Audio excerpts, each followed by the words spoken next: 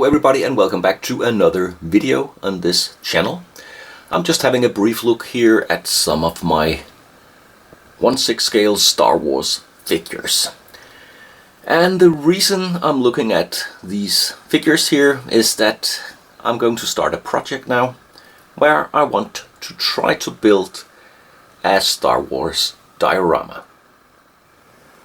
Now I already have this Star Wars diorama here made by Jazz Inc. Really cool looking diorama, check it out if you want to know more about it. But I'm going to try to build a diorama based on the scenes from the movies where the characters are in a sand environment, Tatooine, Mos Eisley, Mos Espa. And the reason I'm doing that is that in almost every Star Wars movie there are scenes where we are in that kind of environment. The prequels, the original trilogy, the new movies, and even the Mandalorian have scenes that takes place in, for example, Mos Eisley.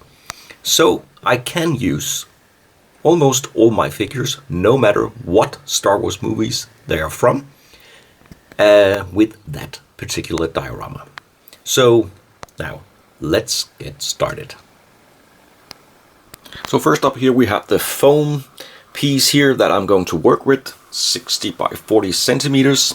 I have some 3D printed stuff that I have made ready here with crates and boxes, a wall unit, an air condition unit I guess it is, some pipes and a couple of vents. And as the centerpiece here I have the door frame and of course also the door to go with it. So what I'm going to do now is cut a hole for the door, paint everything, base paint it, and maybe already add some of the real colors. I'm going to weather this wall. I also have a side piece here, and then we'll just see how it looks. Maybe it all turns out as a disaster, I don't know, but we'll see.